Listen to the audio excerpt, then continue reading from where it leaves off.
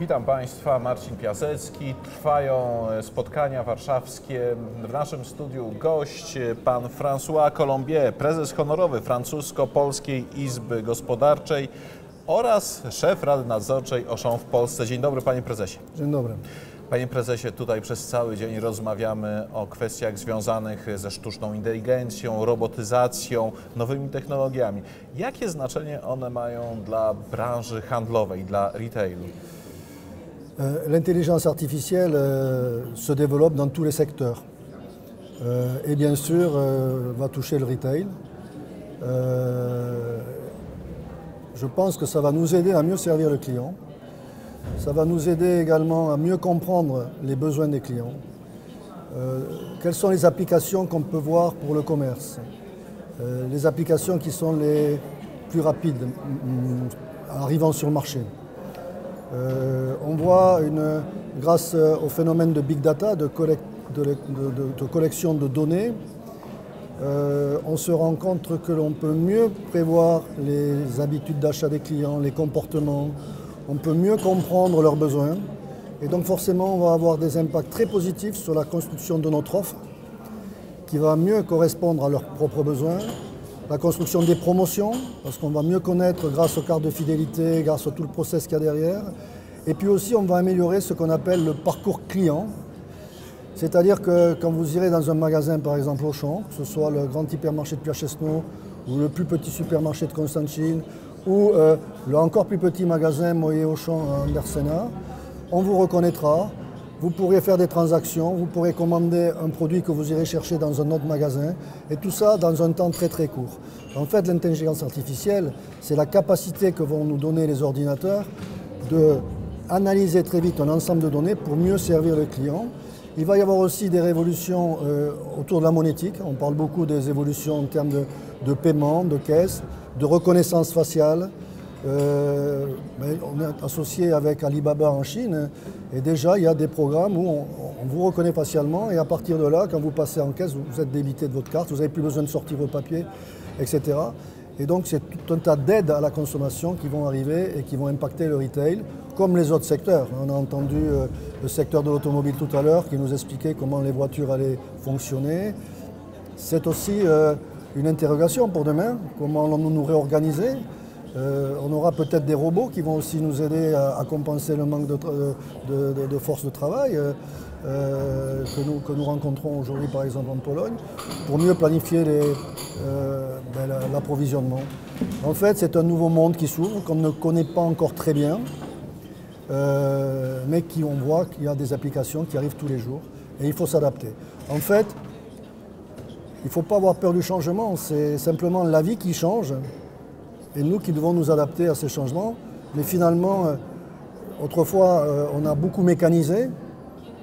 On a remplacé des tâches que nous faisions par de la mécanique dans l'industrie, par des machines. Aujourd'hui, il va y avoir une transformation, mais qui va se faire peut-être, on dit très vite, mais peut-être pas aussi vite que l'on pense, parce qu'il y a encore beaucoup d'incertitudes. Czy pana firma Auchan szykuje jakieś niespodzianki w tym właśnie wymiarze technologicznym dla swoich klientów w Polsce? Nous avons déjà quelques initiatives autour de nos applications My Auchan. Bien sûr, nous avons le commerce électronique, nous livrons à domicile. Nous sommes en train de construire un back-office commun entre les supermarchés et les hypermarchés pour justement suivre les clients et pouvoir mieux les satisfaire. C'est ainsi que l'enseigne Simply va être remplacée par l'enseigne Auchan. Mais surtout, on a une chance énorme, c'est que l'endroit où l'intelligence artificielle est le plus développée aujourd'hui en dehors des États-Unis, c'est la Chine. Et nous avons une alliance avec Alibaba, qui est le leader peut-être même plus en avance en intelligence artificielle que les Américains. Et donc, à partir de ce laboratoire que nous avons en Chine, nous allons pouvoir utiliser des applications pour la Pologne. Czyli rozwijacie się w Polsce. Bien sûr que pour nous, la Pologne, c'est une histoire d'amour d'abord. Depuis 20 ans, 21 ans maintenant, on a ouvert notre premier magasin. On est venu à la rencontre de ce pays pour participer à la transformation. On connaît le potentiel de ce pays, on sait que s'il n'y avait pas eu la guerre, la Pologne serait un pays beaucoup plus développé, que le capital humain est extrêmement important et que donc pour nous c'est un pays qui a plein d'avenir. Et puis aujourd'hui on se sent polonais. On travaille avec les fournisseurs polonais, on essaie de faire le mieux qu'on peut. On a aussi importé certaines politiques sociales comme l'actionnariat du personnel, qui est un sujet qui nous tient à cœur. Et aujourd'hui, on a 22 000 salariés actionnaires et donc forcément, le développement fait partie de l'évolution de notre modèle. A jakby Pan ocenił obecną sytuację polsko-francuskich stosunków gospodarczych, relacji gospodarczych w tej chwili i w zakresie perspektyw? Moi, comme je vous dis, ça fait 20 ans que j'habite en Pologne. C'est la moitié de ma vie professionnelle. Je vais partir à la retraite dans quelques mois. Je pense que la Pologne est un grand pays et que c'est un pays qui doit faire partie, avec la France et l'Allemagne, de ceux qui vont reconstruire l'Europe, parce qu'il faut faire évoluer l'Europe. Bien sûr, il y a des petites phrases, il y a un peu la politique, il y a parfois des dialogues un peu compliqués, des incompréhensions. Mais nous, notre rôle en tant que chambre de commerce, en tant qu'entrepreneur, c'est de continuer à tisser cette relation. La France, c'est 250 000 emplois, rien qu'au Auchan, c'est 22 000. On travaille avec les Polonais pour la Pologne et on essaie de faire du mieux pour que nos relations France-Pologne soient toujours plus fortes. Et je pense que les deux pays ont beaucoup de choses à faire ensemble. Moi, je trouve beaucoup de similitudes entre la France et la Pologne.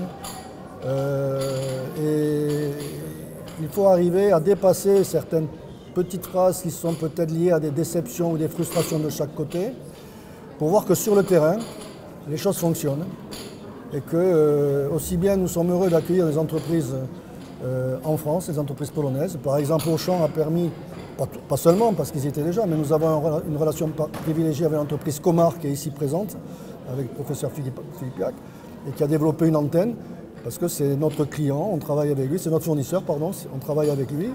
Et donc, il y a des échanges qui se font dans les deux sens.